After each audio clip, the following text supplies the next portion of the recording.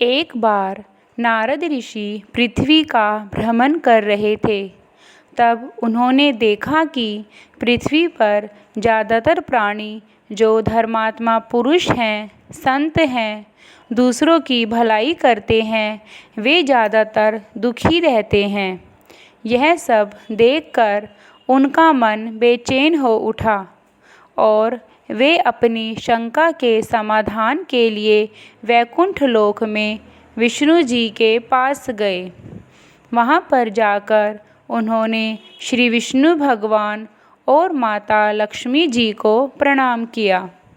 नारद को देखकर विष्णु भगवान ने कहा, आओ नारद, क्या बात है?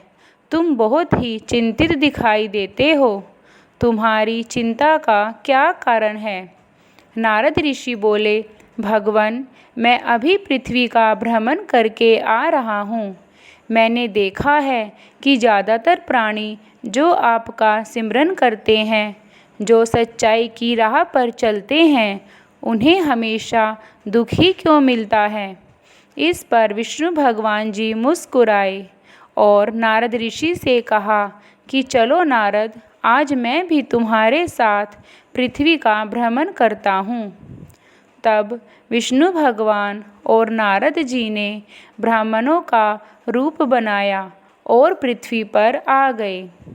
विष्णु भगवान बोले कि नारद, मुझे बहुत भूख लग रही है, चलो कहीं चलकर भोजन करते हैं। तब वे एक गांव में गए। वहाँ पर एक सेठ जी का घर था। सेठ जी बहुत ही धनवान थे।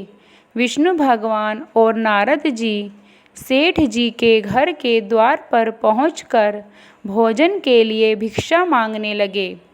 सेठ जी बाहर आए।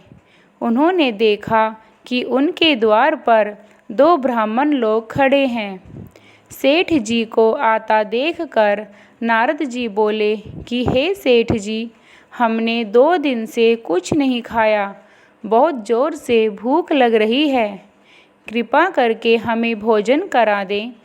सेठ जी ने गुस्से में आकर कहा कि यहाँ पर तुम जैसे लोगों के लिए कोई भोजन नहीं है।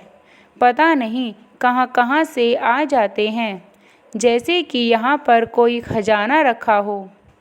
सेठ जी ने उन दोनों ब्राह्मणों को वहाँ से भगा दिया। नारद जी को बहुत ही क्रोध आ गया।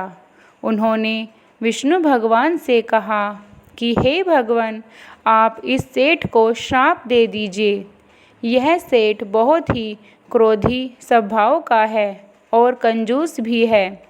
तब विष्णु भगवान जी मुस्कुराए और जैसे ही पीछे मुड़कर विष्णु भगवान ने सेठ जी को देखा तो विष्णु भगवान के मुख से निकला कि जाओ सेठ जी, तुम्हारे घर में लक्ष्मी की खूब वृद्धि हो।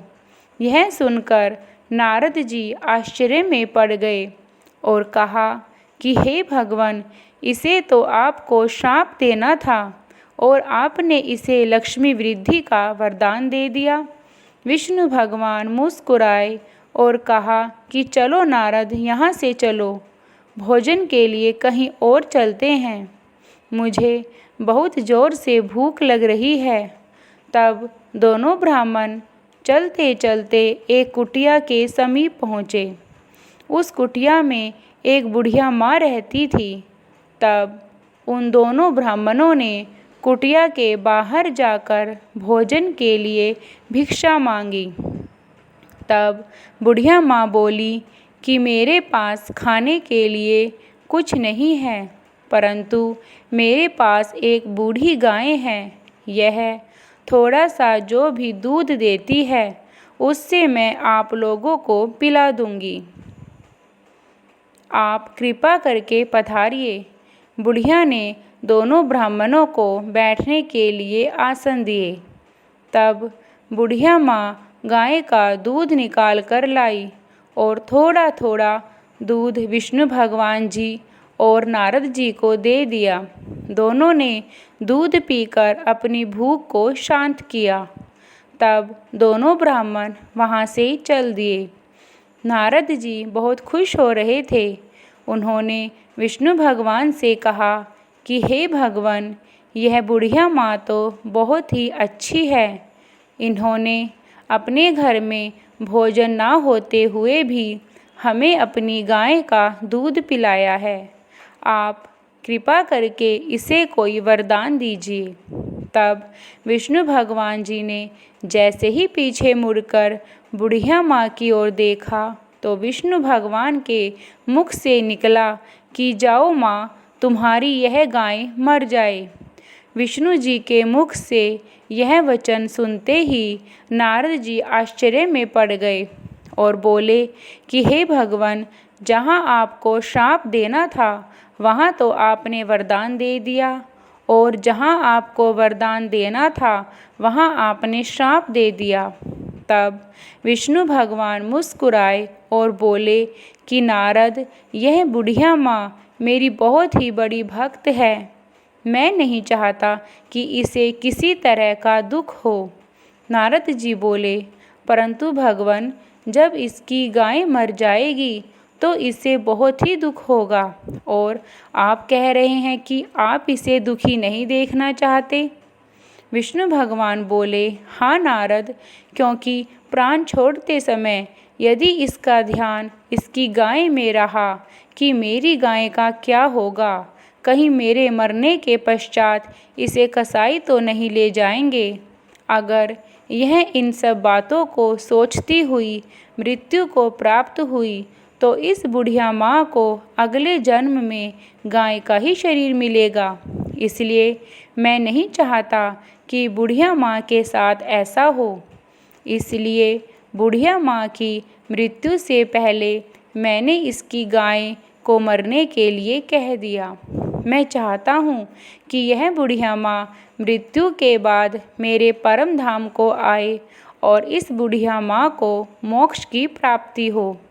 वहीं जो वह कंजूस सेठ था, उसे मैंने लक्ष्मी वृद्धि का आशीर्वाद इसलिए दिया ताकि वह लक्ष्मी धन संपदा के बढ़ने पर और लालची हो जाए, और जिस तरह एक सांप अपने धन की रखवाली करता है, उसी प्रकार जब यह सेठ मृत्यु को प्राप्त होगा तो वह भी उस धन दौलत के बारे में सोचेगा कि मेरे मरने के बाद इस धन दौलत का क्या होगा, मेरा परिवार इस धन दौलत को कैसे संभालेगा।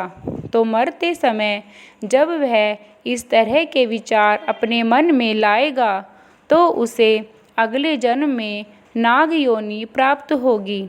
हे नारद मुनि, मैं चाहता हूँ कि मेरे भक्त लालच, अहंकार, क्रोध, काम, मद इन सब से दूर रहें। बहुत से धर्मात्मा सेठ ऐसे भी हैं जिनके पास खूब धन दौलत है, लेकिन उनमें जरा सा भी अहंकार नहीं है और वे दूसरों की मदद करने के लिए हमेशा तैयार रहते हैं।